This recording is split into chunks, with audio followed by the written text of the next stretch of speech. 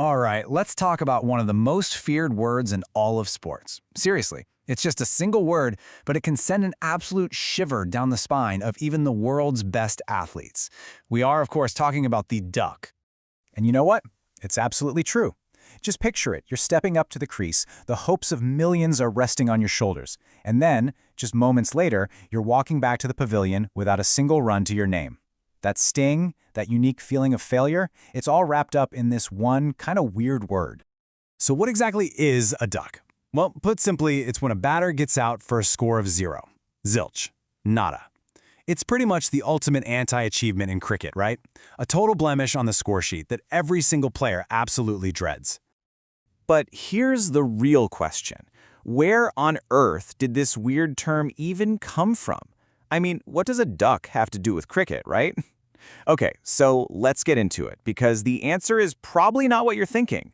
It's not actually about the bird itself, but, well, it's about something the bird produces. And this is where the story gets really, really good. To get to the bottom of this, we've got to go way back. We're talking 19th century England, long before cricket was the global powerhouse it is today. And believe it or not, it all started with a really simple observation. And here it is. It all comes down to the shape. The number 0, when you write it on a scoreboard next to a batter's name, well, it looks a lot like a duck's egg. That's literally it. So instead of saying a player scored 0, people started saying they'd scored a duck's egg. And this is how the term really took off and became official. It actually started with royalty, of all things. So back in 1866, the Prince of Wales, who had later become King Edward VII, he gets out for a score of 0. A newspaper covering the match gets a little clever and reports that the prince had retired to the royal pavilion on a duck's egg. How great is that? The phrase just stuck. Fast forward to the early 1900s, radio is taking off, and commentators need something quicker, something snappier, so duck's egg gets shortened to just duck. Okay, but here's where it gets even better. A simple 0 just wasn't enough. Oh no. Cricketers and fans, being who they are, couldn't just leave it there. They went and created an entire family of ducks, a whole classification system for failure. You could almost call it a hierarchy of shame. So let's open up this unofficial ducktionary, shall we? It's basically a field guide to all the different and, let's be honest, increasingly painful ways you can get out for 0. Right, so the first thing you need to know is that not all ducks are created equal. Not even close. You can think of it like a podium of embarrassment. At the bottom, you've got the bronze duck. That's when you're dismissed on the 3rd ball you face. A bit better, or worse, depending on how you see it, is the silver duck, getting out on your 2nd ball. But the big one, the one everyone talks about, is the golden duck. That's when you're out on the very 1st ball you face. That is a long, lonely walk back to the dugout. But wait, it gets worse. Believe it or not, there is a fate even more dreaded than the golden duck. It's called the diamond duck. This is peak cricketing tragedy. It's when you get out without facing a single legal delivery. How is that even possible? Well, imagine being run out at the non-striker's end before you've even had a chance to take your guard. It is the absolute height of bad luck. And when we get to the longest format of the game, Test cricket, the agony can literally be doubled. If you get dismissed for 0 in both innings of a match, that's called a pair. Why? Because the 2 zeros on the scorecard, well, they look like a pair of spectacles. And the absolute worst-case scenario, the ultimate batter's nightmare, that would be a king pair. That's a golden duck in both innings, out on your 1st ball twice. Just brutal. So here's a great little summary of the whole duck family. We've already talked about the golden and diamond ducks, but look at some of these others. There's the royal or platinum duck.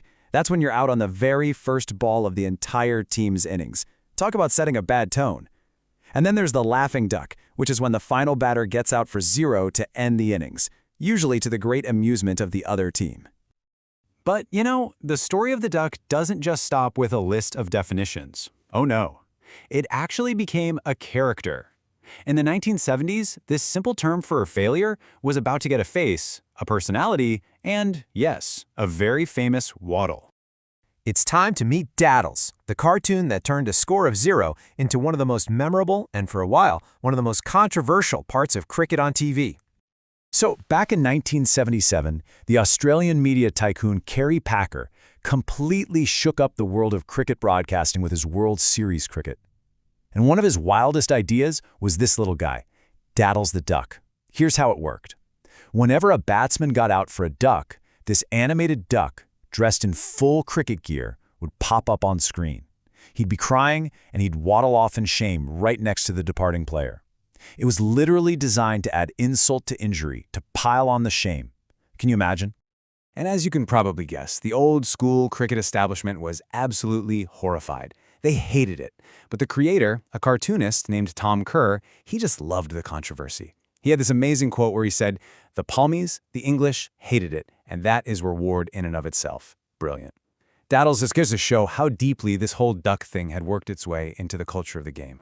So this all begs the question, who are the players that are, let's say, a little too familiar with this dreaded score? Let's take a look at the record books because the numbers here tell a really fascinating story. And here's the thing you have to remember about the duck. It's one of cricket's great levelers. Nobody is immune. I don't care if you're an all-time great or a tail-ender who can barely hold a bat, the duck spares no one.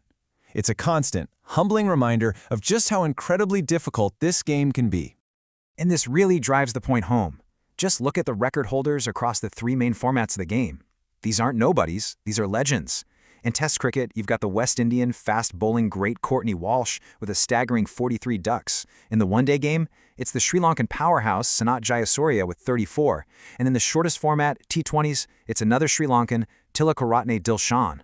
See? It really does happen to the best of them. But the undisputed, all-time combined format king of the duck? That honor goes to another Sri Lankan legend, the spin wizard himself, Mutia Muralitharan.